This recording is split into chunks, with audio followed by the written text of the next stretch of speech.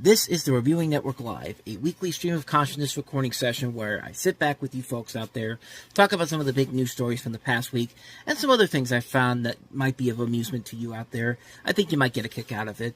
Now, these are more like audio podcasts and are much longer than my usual videos and are also, for the most part, unedited and will contain some foul language. So, if you're easily offended by that, I advise you to maybe step back a bit, maybe go somewhere else. But hey, if you're up to the challenge, sit back, relax, and enjoy the show. Thanks.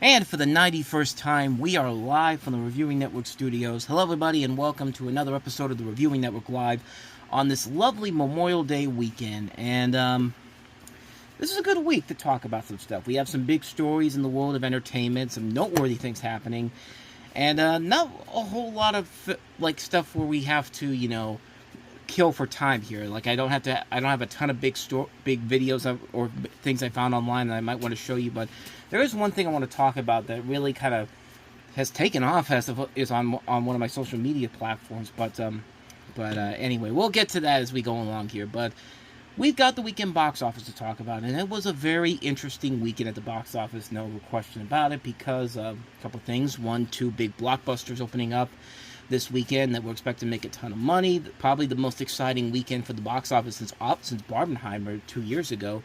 But most notably, this is also a weekend that has a lot of familiarity to it. 23 years ago, the two movies that we have here had notable things where they were going after each other. Of course, Lilo and Stitch and Tom Cruise. 23 years ago, Minority Report and the original Lilo and Stitch came out. Minority Report won that box office battle then. Will that change now, or will it be the same thing? Will Tom Cruise still be mighty enough? Can we trust him one last time? Well, we're going to find out in just a little bit here. Now, Box Office Mojo here has the numbers for 3-day and 4-day totals here. So I'm going to do the 3 days and then go to the 4 days for the total here. So let's go to the top 5 here. And number 5 this week, Sinners, which is dropping out after a good 6-week run. Brought in $8.7 million this weekend, only dropping 42% this weekend to bring its 6-week total to $256.5 million for the 3-day totals. But if you count the 4-day totals, it's up to $11.2 million for the weekend and $259 million for the total after the Memorial Day numbers. And worldwide, it's up to $330 million. So it is kind of going out, but it's going out as a winner. It's a big blockbuster for the studio.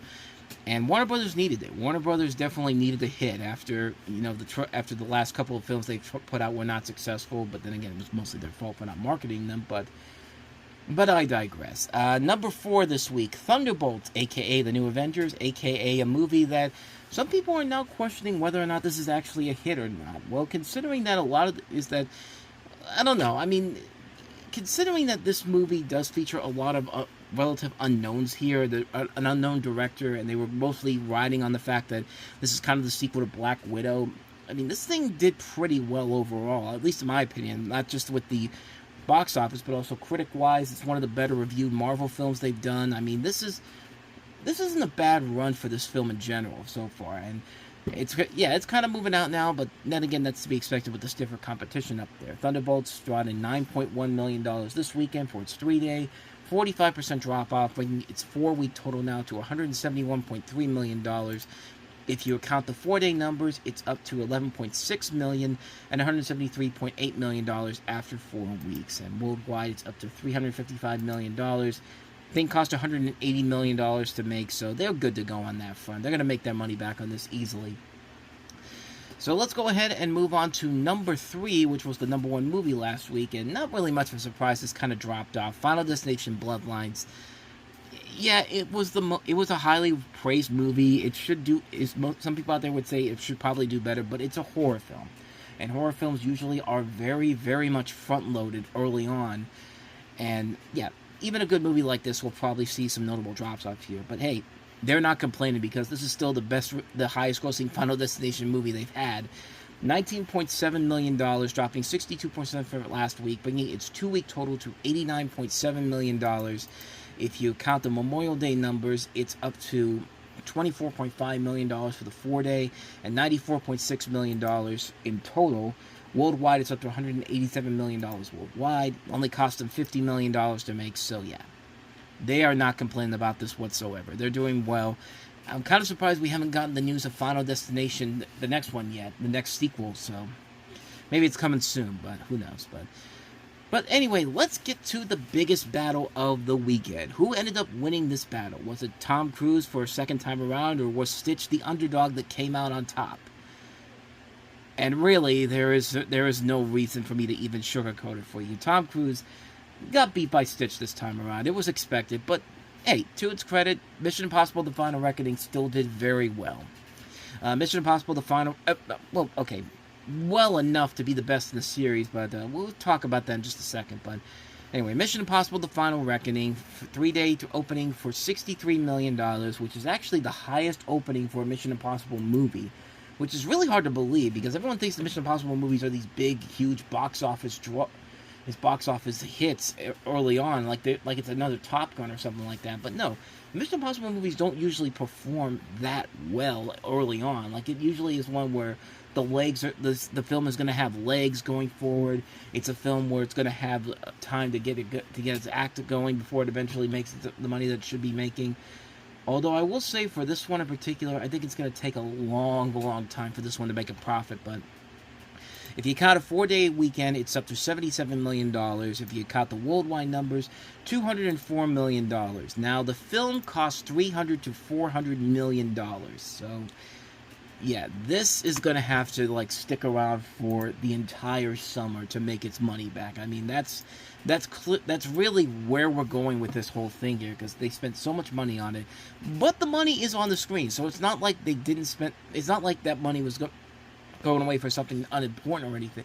No, you see the money on the screen in general, and I'm trying to see I'm trying to figure out what it would need to do to essentially make back that money at all, which I don't think it's going to even try to do, because I think ordinarily, if you make double the profit back, if you make double your budget back, that's usually considered a success. But let me see what happens. Let me see what Mission Impossible would need to do to make its money back. Okay, so according to MSN.com, to become profitable, Mission Impossible: The Final Reckoning needs to make at least $1 billion at the box office. The film's production budget was $400 million, and additional marketing costs bringing the total investment to $550 million. To break even, the movie needs to recover this investment, and to achieve a clean success, it would need to earn even more. So yeah, this thing's got to make $1 billion, and yeah, it's already at $204 million, so they can at least get the budget back. But just a little bit of a heads up here, looking at the worldwide numbers on Wikipedia. The biggest worldwide gross the Mission Impossible series has ever had is $824 million, which, I mean, like I said before, these movies are hits, but they're not like Top Gun Maverick style hits. I mean, Mission Impossible Fallout brought in $220 million. That's the highest grossing domestic release of the Mission Impossible series. Worldwide, of course, $824 million. So yeah, it's going to have long legs in order to make its money back, which I don't think it's going to do. But even Paramount themselves said that they kind of already know that this is going to happen because the home entertainment streams and DVDs and Blu-ray sales lead to more success of this, according to them apparently. And supposedly this is the last installment of the series, we think, even though it doesn't really seem like they did a whole lot at the end of this one to really suggest that is the case. But I don't know. I mean, I don't know how this is going to turn out, but it's going to be very interesting to see how this one plays out in general here. The good news for it is there isn't a whole lot of stiff competition for the adult action movies here. I'm looking at what's coming up next. Next week, we've got Karate Kid's Legends. We got Bring Her Back, which should not expect to be like massive action hits to go against it. I think the next big competition for them will be Ballerina, the John Wick movie, although the early word of mouth on that one doesn't sound too promising, especially considering Lionsgate's embargo reviews on that. We'll talk more about that one because Lionsgate's definitely in the news this week. But I mean, I don't know. I like the movie, but it really is going to depend on how you feel about Dead Reckoning Part 1. I wasn't the biggest fan of Dead Reckoning. I liked it, but I didn't love it. That's how I kind of felt with this movie here. I liked it, but didn't love it. I mean, it's definitely one of the weaker installments of the Mission Impossible series, and like I said, it didn't feel like an ending to me. It felt like this was they felt like it felt like a movie that they were going into it knowing that they were going to continue it, and then halfway through they were just like, oh, by the way, we're shutting it down after this is the last one, and then they had to rewrite a ending in the final just before they started shooting. Like, that's what it feels like to me with this film. But that's just my personal opinion on it, and I know a lot of people aren't going to agree with me. Case in point with the #1 movie at the box office, and the #1 movie this week. I'm happy right now. I'm happy that a good a good kids film out there, not named the Minecraft movie, which is not a good kids movie, but it's a film that I definitely like a lot better than that one. Lilo and Stitch, the #1 movie this weekend. I don't think it was really that much of a surprise, but something you got to keep in mind with this. This was supposed to be originally a Disney Plus original movie. This was supposed to go straight to Disney Plus, and then they decided to bring it up to the big screen. This was back when Disney was kind of figuring out what the direction is going to go at this point.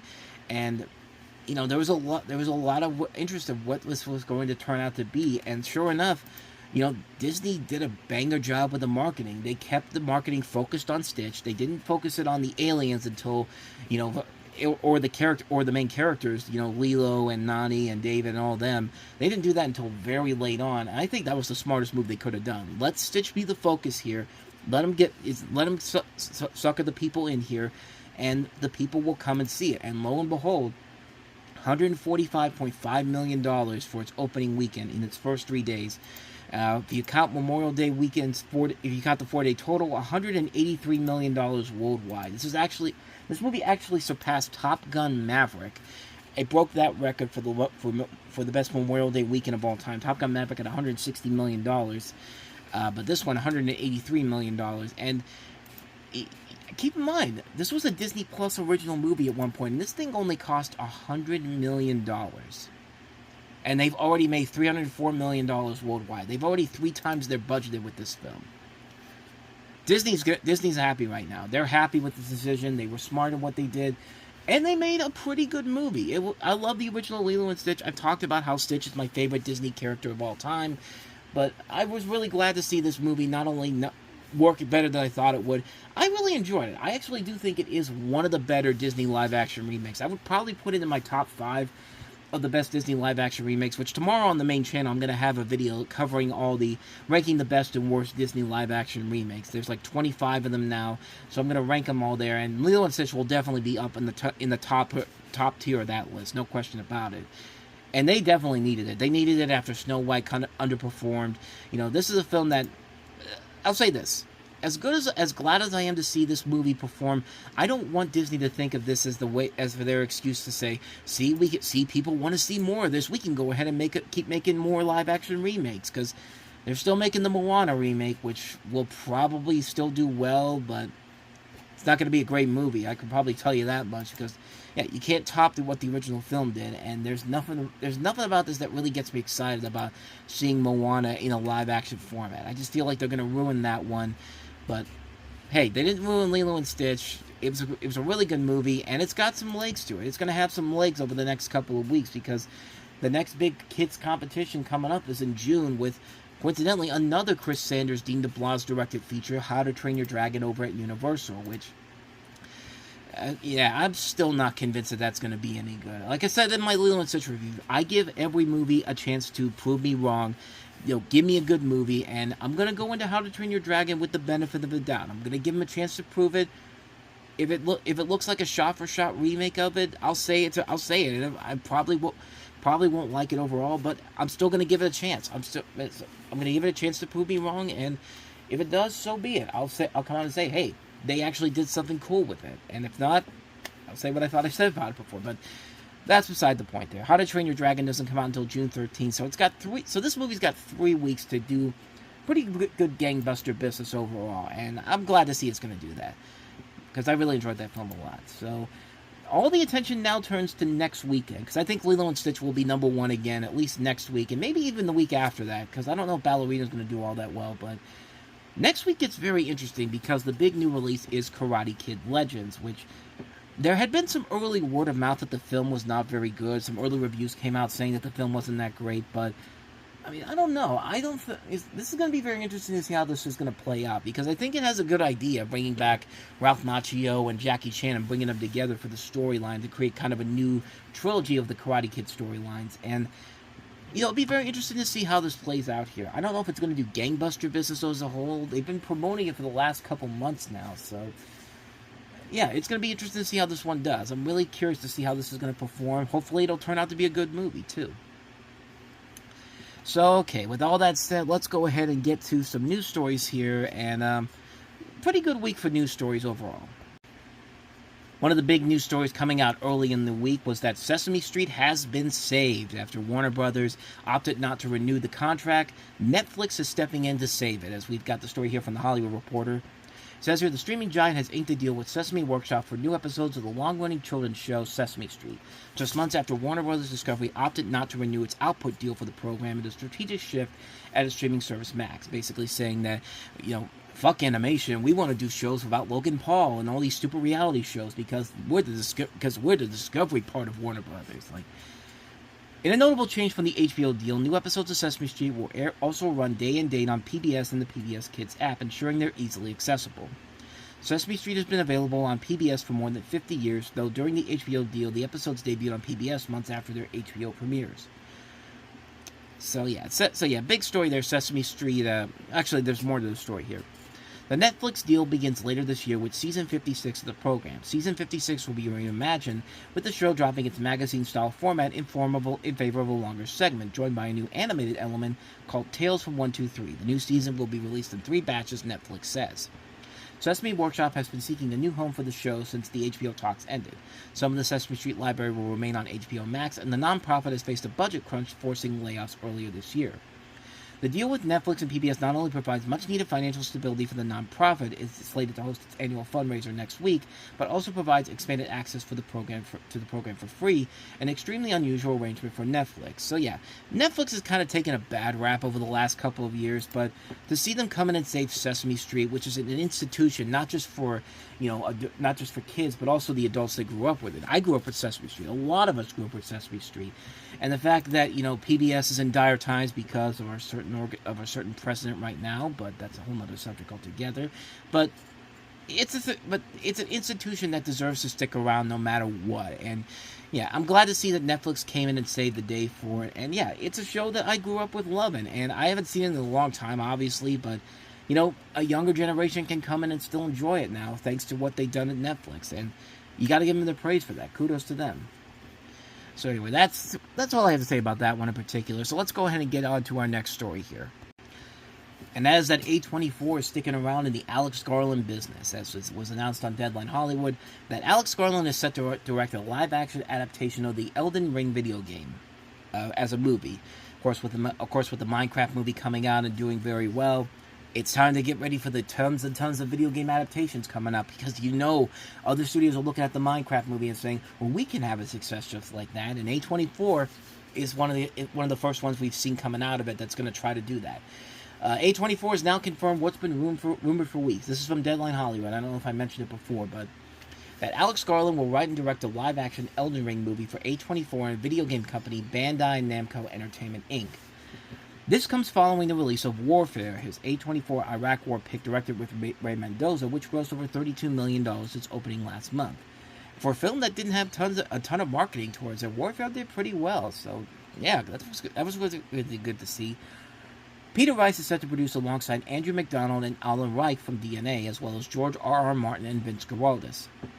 Released to critical acclaim in February 2022, Elden Ring is an action RPG set in an authentic dark fantasy world, which allows players to head off on adventures within vast environments and dungeons. Created under the guidance of From Software's Hidetaka Miyazaki, the game is based on a story written by Martin, author of the fantasy novel series A Song of Ice and Fire, which served as the basis for HBO's Game of Thrones. Over 30 million units have sold worldwide over the last few years, as Elden Ring's spin-off, Elden Ring Night Reign, is slated for release worldwide on Friday, May 30th, so this coming Friday. 4 of Garland's 5 directorial efforts released to date have been with A24. He broke out behind the camera with 2014's Ex Machina before going on to Annihilation, the exception distributed by Paramount. A great movie, by the way. Men, Civil War, and the aforementioned Warfare. Most recently, Garland had been working as a writer and producer on multiple films, including a new 28 years later zombie trilogy for Sony. The first title set to release on June 20th, which I've seen some trailers during the Stanley Cup Finals and the NBA Finals, so they're getting the word of mouth on that one out quickly. But yeah, overall, this was a pretty good idea. A pretty good idea to have a really solid director in Alex Garland coming in and doing this movie, which could have potential to be really, really good and very interesting for an A24 project too. You got to wonder what the budget of this is going to be overall, because A24 is not really a big budget company overall. I mean, they're like what Lionsgate used to be back in the day. Like Lionsgate used to be this small independent company, and then they got a couple big franchises in their hands, and then all of a sudden they're now part of they're right up there with Disney and Warner Brothers and Universal and Paramount and all them. Which isn't usually for the best overall, and we're looking at that in just a second with some of the stuff that they're doing now. But overall, this sounds like a really intriguing project overall. And like I said, we're gonna see a lot more video game movie announcements coming sooner rather than later. So it's good. So it's gonna be very interesting to see how that one pans out here. So let's get to Lionsgate, because they were at the focal point of a major story this week. So they're still working on the Michael Jackson movie, and I've been saying before that the way that they're trying to do it, they're trying to condense it down into one movie, I don't think was a good idea. I think it's something where, when they were putting this together, they should have thought to themselves, guys, we could have one movie, but considering that Michael Jackson is A, the king of pop, and B, one of the most recognizable, if not the most recognizable musical act in the world, and everyone knows about his story and wants to see it done on the big screen, why don't we go ahead and split it up into multiple movies, like maybe two or like the idea I've always had was like, let's do it as a 3-part movie. Let's have a movie that starts off with him as a member of the Jackson 5, him and his family getting to become famous. Then the second film shows his big peak in the 80s and 90s, and then the third act be, the late 90s and all the way up to his death, when he was dealing with all the legal issues and went to court several times, and also, his death. I mean, that's the way I would do it if I was running the studio, but unfortunately, I'm not Lionsgate. Unfortunately, I'm not Lionsgate, and let's be honest, if I'm kind of wishing I was, because, man, Lionsgate has been making some really, really bad decisions as of late, but they're at least acknowledging the fact that maybe we should have thought about splitting this into 2 movies. As Deadline Hollywood is reporting, Lionsgate confirms it may split Michael Jackson biopic. I love the fact that it doesn't say we're going to split it. It says may split it into 2 movies as release is pushed. It says here, Lionsgate film chief Adam Fogelson confirmed that the company is exploring splitting its Michael Jackson biopic into 2 films. At the end, when you look at the music library, when you look at what Michael Jackson was able to do in terms of music and contributions to art, whether or not that can fit into one movie comfortably or not is a question that we are absolutely asking, he said on a call after quarterly earnings. We'll be ready to answer more specifically in the coming weeks. He was responding to a question of why the film has been delayed by an analyst, who also noted that the 3.5-hour cut referenced by CEO John Feltenheimer in opening remarks. Any number of the biggest motion pictures over the last 10 or 20 years have had first cuts of movies that were well in excess of 3.5 hours, Fogelson said. And when John mentioned the footage, it wasn't a cut, it was an acclamation of scenes that we've seen. He said that the reasons behind the release date getting pushed out are twofold and kind of out there. The length is one. He didn't address the second. However, there have been legal and contractual issues around the narrative of molestation allegations against the star in the early 1990s by the family of then 13-year-old Jordan Chandler. Jackson settled for $20 million in 1994 with no admission of guilt. The Jackson slate explicitly wanted nothing about Chandler in the film. Deadline has reported that the fact that these allegations do appear led to an internal dispute and extensive reshoots. So yeah, that should be kind of a warning sign right there that something is that behind the scenes troubles may end up kind of killing this film in the long run, which I hope it doesn't, but let's be honest, it probably is. I mean, this thing's kind of been all over the place for a while now. They brought in the writer who did Bohemian Rhapsody, which, if you're going to do a biopic, don't go for the guy who made the most safe and marketable one. Yeah, you got Antoine Fuqua directing, and he's a great director and all, but yeah, this just seems like it's setting itself up for chaos and catastrophe. But then again, Lionsgate over the last year and a half has been setting itself up for major catastrophe. I mean, this is a studio that has impressively gone downhill ever since Adam Fogelson became the head of the studio. I mean, like I said before, Lionsgate used to be this great independent company where you go there, you go there and you put your movies out there, and then they got big with the Saw franchise, the Hunger Games, John Wick, but look at what they've done since 2023. The last big hit was John Wick Chapter 4, which was in March. No, I'm sorry, that's not right. The last big hit they had was The Hunger Games, The Battle of Songbirds and Snakes. Look at the films they've had since then. Silent Night, Sunrise, Miller's Girl, Scrambled, Ordinary Angels, Imaginary, Arthur the King, Strictly Confidential, Damaged, The Ministry of Ungentlemanly Warfare, Boy Kills World, Dancing Village, The Curse Begins, Unsung Hero, The Strangers Chapter 1, You Can't Run Forever, Longing, Blackwater Lane, Reunion Kill, Boneyard, Borderlands, The Crow, Megalopolis, 1992, The Killer's Game, Bagman, Never Let Go, Whitebird, a Wonder Story, The Best Christmas Pageant Ever, Den of Thieves 2, Pantera, Flight Risk, The Unbreakable Boy, Fuck, Marry, Kill, Freaky Tales, Gunslingers, and Hurry Up Tomorrow. Jesus Christ, man. I mean, there's been some good movies here in there too, like Another Simple Favor, and a movie. Some films I mentioned in that thing beforehand. What was the one that they did that I really liked? What was it? Because when I saw it right here. I don't know. Maybe I'm missing it. Maybe I'm missing it here. Maybe it is just Another Simple Favor. That's the best movie they've done since The Hunger Games. But this studio has been kind of like falling on some hard times right now, and it just feels like what happened to this studio, honestly. And I bring this up because there was a thing that also came out about Lionsgate's next movie, which is Ballerina, of course, the John Wick spinoff. And actually, Deadline Hollywood has a story about this, because I'll just let you listen here. And it says, "We're all attuned to the increasingly curated early responses to movies from distributors, but this was beyond the pale for many.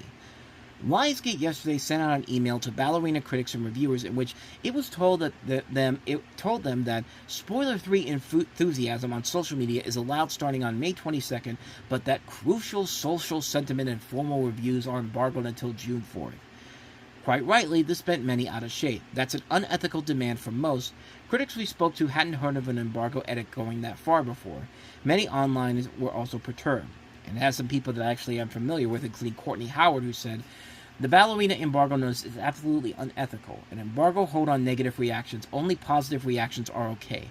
Certainly hope none of you will be complicit in this buffoonery. If any of you value your dignity, I know it's a tough ask. You won't cave." And then another one says, "This is a review embargo for Ballerina. Negative reactions being on hold is absolutely insane. Regardless if the reaction is positive or negative, wouldn't you want people to talk about your film anyways?" There's Devin Faraci, who says, the Lionsgate split embargo on Ballerina has me fired up, and I wrote a little rant about the slow death of film criticism. And I guess he has it on his Patreon page. "We hear from studio sources that this was a case of poor wording, and that following the outcry, marketers reached out to those who received the note to let them know that they're welcome to express whatever opinion they have of the movie. This would be a good outcome if it came to pass. Hopefully, the rolling back wasn't only a result of the outcry. The early reaction and influencer-curated responses to movies have been growing in the wrong direction for a while. We don't need any more blurring of the critical boundaries." And this was written by Andres Wiseman, and he's absolutely right on that. I mean, first of all, the fact that they're going out and saying that don't put any negative reviews out there until the Wednesday before its release, usually 9 times out of 10 that doesn't mean the film actually is good, and they realize that it's absolutely horrible and they don't want anybody to see it. But then again, when you have Len Wiseman, who directed Total Recall and the Underworld movies behind it, that's not really a sign going forward that this is going to turn out to be good. But again, I'm going to give it the benefit of the doubt. There's a good cast involved in here. I think the biggest problem with Ballerina overall is that they're selling too much on John Wick himself in this. Like, supposedly John Wick only has a cameo in this movie from what I heard, and yet every time I see a trailer for it, he's all over the marketing for it. And it's just like, why are you doing this? Like, what? Like, if you know that he's only in a cameo here, like, you really don't trust Ana de Armas to sell your movie. You don't trust From the World of John Wick. I mean, you don't have to have John Wick in there to sell this film, really.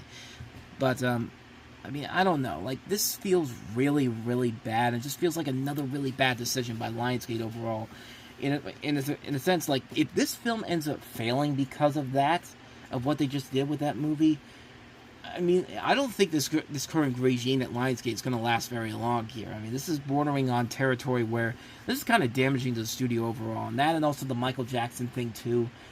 Lionsgate needs to get their shit together, man. They really do need to get their shit together big time.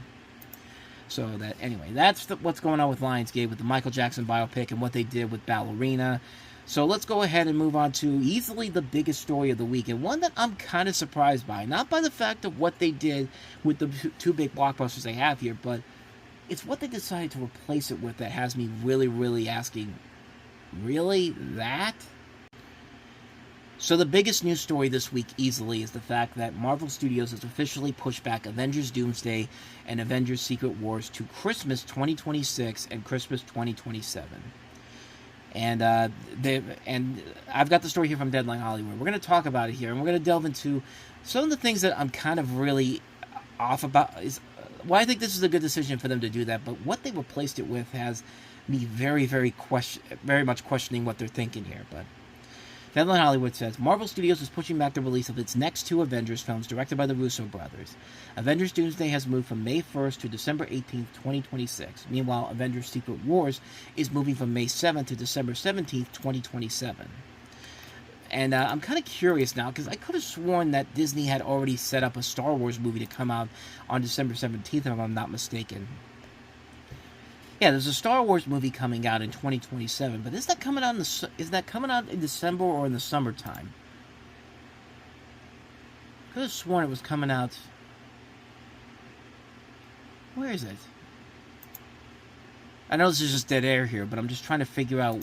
I could have sworn they set a date already for the Star Wars movie with Ryan Gosling in it, but let me see. Star Wars Starfighter 2027 release date.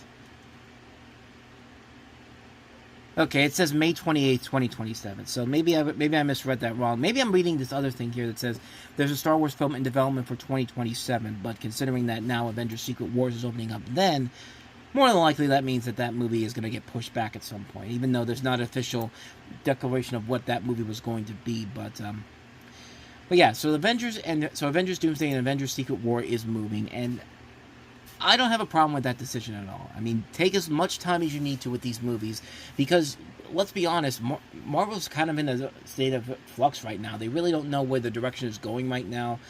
So yeah, you could push this up. You could have kept this in the May 2026 release date and just have it come out then, but you know, you want to get this right on the nose here. You got so much riding on this movie. You got to sell people on Robert Downey Jr.'s Doctor Doom. You got to sell people back on the whole idea of Avengers being this big event picture again. And I think that's the smart move to make a decision on that front. Insiders note that the two films are among the biggest ever made, and the delays simply allow more time to execute on a gargantuan vision. Disney Marvel elated for December dates given the success they had in the holiday corridor with titles like Spider-Man No Way Home. Well, technically, that was Sony, but yeah, that Spider-Man No Way Home ended up making over $800 million, so that's probably a good decision there. So I am not against the decision of them to push this back. I think it's a smart decision to do that. I think it's something where you have to do it to make sure you're giving your audience what they want to see, and I think this is the smart move to do it with. What you're replacing it with, though, has me very, very much questioning what you're thinking here, But as the story continues, today Disney also shared updates on a pair of high-profile titles from 20th Century Studios. Ridley Scott's post-apocalyptic thriller The Dog Star, starring Jacob Elordi, set for March 27, 2026. And this is the one that I really want to talk about here. The Devil Wears Prada 2 coming out on May 1st, 2026. There's also an IMAX 3D re-release of Avatar The Way of Water, which is set for October 3rd, 2025, ahead of threequel Avatar Fire and Ash on December 19th. Which is expected to do gangbuster business on the heels of its historically successful first two films. Which I'm actually kind of surprised we haven't gotten a teaser for that yet, because Way of Water had a teaser coming out around this time whenever, because I remember seeing that one in front of the Bob's Burgers movie. But let's talk about The Devil Wears Prada 2 being the film that's going to start off the summer 2026 movie season. I don't know about you, but that does not seem like the smartest decision ever to open a movie like that and make that the anchor to your summer movie season. They had that happen last year with The Fall Guy, and as much as I love The Fall Guy, that did not work very well for The Fall Guy in general in terms of the box office. I mean, I don't think that movie didn't do very well. It's still a great movie overall. I still love the hell out of it, but even I can admit that that was probably the wrong move to put that as the main movie to kick off the summer movie season. And it's just like, you know, you could have put something else there. Like, you could have put put Toy Story 5 there. Toy Story 5's coming out next summer. You could have put the Moana remake there. The Moana remake probably would have been a bigger summer tentpole than The Devil Wears Prada 2. Like, I mean, this really is very, very confusing overall. And I would not be shocked at all if another studio comes in and says, hey, we have a spot open here, so let's go ahead and put a big blockbuster there and see what we can do with that. I mean, I wouldn't be surprised if Warner Brothers is thinking about moving one of their big projects up into that date, or Universal maybe moving one of their big projects overall. I mean, I really won't be shocked at all if The Devil Wears Prada 2 isn't the only thing opening up on May 1st, because I don't think that's going to do gangbuster business. First of all, it's a sequel that nobody's really asking for, and I'm just getting sick and tired of all these pointless sequels, and like, there's no reason to make this except the name recognition. Like, I don't get it. Like, what more can you add to The Devil Wears Prada that hasn't already been done already with the first film? Like, this is going to be another bland comedy sequel that's coming out 20 years after the original. And that's probably the only reason why they're putting it out there, because, hey, it's 20 years after the original, so we could sell it just on the namesake. And I don't know. Like, to me, I don't think this is a really good decision by Disney. And I think I think some other studio is going to know that that's not going to do very well, and they have a chance to sneak in and take away Disney's money in general. So I don't think that's a good decision overall. But in terms of the other film, The Dog Stars, it's set 9 years after a flu pandemic wipes out most of humanity, watching as a grieving pilot and his loyal dog cling to survival in a remote Colorado airfield. Haunted by loss and driven by a mysterious radio transmission, he sets out on a dangerous journey through a ravaged landscape in search of hope, connection, and a reason to keep living. Others in the cast include Margaret Qualley, Josh Brolin, Guy Pearce, and Benedict Wong. And I've talked some smack about what Ridley Scott as of late, but this definitely sounds like a much more promising movie than some of his more recent films. It doesn't feel like he's retreading into, doing another movie in medieval times, or doing another sequel that nobody was asking for, or getting back into the world of Alien. Like, this seems like he's trying to do something different here. And if it's that, it's the most excited I've been for a Ridley Scott film in a long time, honestly. And I can't wait to see what they do with it here. Hopefully it turns out to be good, but we will wait to see what happens there. But yeah, Disney making some big moves here, and like I said, I agree with the decision to move Avengers back so you can get the best quality product out there and not just rehash it, not just half-ass it so you can make a quick buck right away. I just don't like the decision of starting next summer off with The Devil Wears Prada 2. I don't think that's going to be a big success overall. And people got on me for saying that. And just like, don't underestimate the power of the Prada. And just like, I had people get on me a couple weeks ago when the Now You See Me 3 trailer came out. And I said that another movie in the most pointless trilogy ever made. And one person literally got on me and said that people need jobs. Stop bitching about it. Just like, really? That's our excuse now for making pointless sequels now? People need jobs. So there you go, folks. That's the reason why we keep getting these movies, because people need jobs. Don't put them on a movie where it actually is warranted of something. Don't put them on a movie that don't put them on a movie where you could actually put some originality to it, or even a reboot or something like that. No, put it to a sequel that nobody had been asking for, because the first two movies were not that good to begin with. And just, I don't get it. I'm so sick and tired of these pointless sequels that add nothing to the original film and are only there because of namesake. Like, it's ridiculous. It's absolutely ridiculous. And that's my big problem with that. I don't have any problems with them moving the Avengers back. I can wait. We can wait. We've waited long enough. Hey, we've waited 7 years for the last movie. What's 6 more months? So those are all the big news stories I wanted to cover, but they're the big movie news stories. But there's one more thing I want to cover here, revolving an actor from one of my favorite TV shows. Afternoon, everybody. How you doing, Norm? What do you know? Not enough. That is, of course, George Wendt, who starred as Norm on Cheers, and that's probably the first thing he heard as soon as he got to heaven this week. Sadly we have to report that George Wendt, Norm from Cheers, and one of the great character actors overall, passed away this week at the age of 76 years old. George Wendt was born on October 17, 1948, and was an actor who had been much known for his work on the show Cheers as Norm Peterson, where he earned 6 consecutive nominations for the Outstanding Supporting Actor in a Comedy Series award, as well as starring in the short-lived show The George Wendt Show on CBS in 1995. He was also in a bunch of movies. Like, no matter what movie you saw, no matter what, you probably saw him in a movie in the 1980s. He was in stuff like Airplane 2, the sequel. He was in Bronco Billy, My Bodyguard, Somewhere in Time, Dreamscape, Thief of Hearts, Fletch, House. Like, these are different genres of movies here. Like, he could be in a comedy like Fletch or Airplane 2, or he could be in a horror movie like House, or he could be in a dramatic role like Thief of Hearts. But, he's been in stuff like The Little Rascals, Man of the House, the Chevy Chase movie from '95. He was in Spice World, Outside Providence, Guilty by Suspicion, Forever Young. And, of course, he's made a ton of cameos on various TV shows, Making the Grade, Sabrina the Teenage Witch, Saturday Night Live, The Twilight Zone, Frasier, The Simpsons, Family Guy, Portlandia. He was even on Broadway as Ed the Turnblad in Hairspray. But everyone knows him, of course, as Norm from Cheers. And Cheers, of course, one of my favorite TV shows of all time. Something I didn't know about him before this week was the fact that I completely had no idea that he was related to Jason Sudeikis, and that was actually his nephew. And you really can't tell either. You really can't tell that he and George Wendt are from the same family. But lo and behold, there they are. And yeah, that's pretty cool to notice overall. But yeah, of course, as Norm on Cheers, he was always great to watch on there. I mean, he was just one of the many great characters on that show. And, like I said, Cheers is one of those shows that I grew up with it. Really. Like, I grew up with it through reruns, honestly.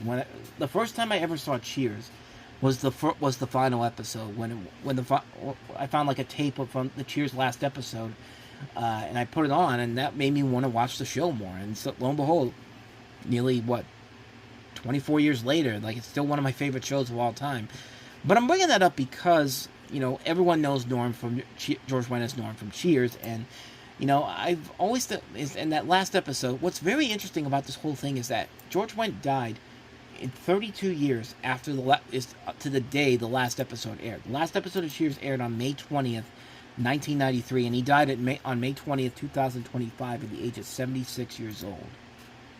Which I think is really, really, talk about weird timing on that front, but it made me want to go back and watch the show again. I've watched it several times in the last couple of years, and I wanted to watch the last episode again, because there's one moment in that last episode that really does stick out to me. I've talked about how much I really appreciate the last episode of Cheers so much. I think it is one of the great finales of television, and just the way that they did a good job of wrapping up the storylines of all the characters, and they did it in this nice little conclusion at the end of the show. Of course, the last moments of the episode, everyone kind of remembers. Like, the last thing everyone remembers from that episode was when the guy knocks on the door at Cheers after they've closed up, and Sam Malone's going, "Sorry, we're closed," and the guy goes, and then, kind of like bookending the show from how it started, Sam goes out down the hallway, and then the show comes to an end. Everyone remembers that part. When I was thinking back to what happened with George Wendt this week, I kept going back to what happened before that. And one of the things that really does stick with you after all these years is Norm's last bit of dialogue he has on the show. And this thing blew up on Instagram. I think this is right now, I'm looking at it right now, 4.7 million people watched this video, and I've gotten over 76,000 likes on this, and 592 people commented on what I'm about to show you here. I mean, that just shows you how much this ending has had a lasting legacy on people, and actually does kind of hold up with what I want to bring up here. So let me go ahead and just play the clip for you. Turn the sound on. Sammy, I didn't want to say this in front of the others, but you know what I think the most important thing in life is? It's love. You want to know what I love? Beer, Norm? Yeah, a quick one.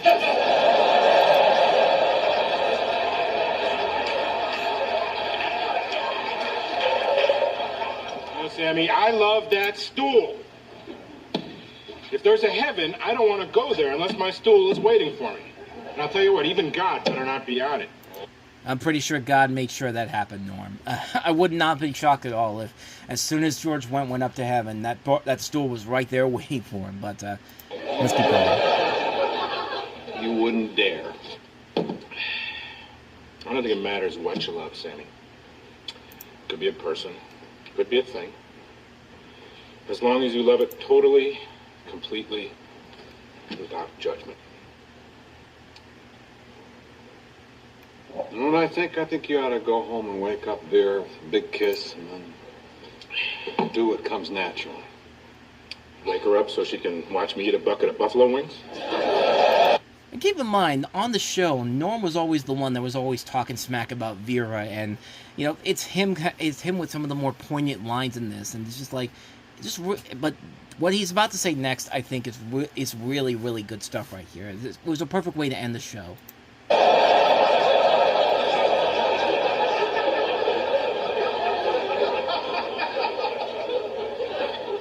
well, maybe not. Well, I'm off. But, Sammy, can I let you in on a little secret? Sure. I knew you'd come back. You did? You can never be unfaithful to your one true love. You always come back to her. Again, this is a guy that has made a lot of jokes about his wife on the show, but just that last line there, it's just like, you know, I knew you'd come back. You can never be unfaithful to your one true love, and you'll always come back to her. And I like the way that this plays out here, because let's go ahead and wrap this clip up here, because it's a nice way to sum up the end of the show in general and the main character of Sam Malone. Who is that? Think about it, Sam.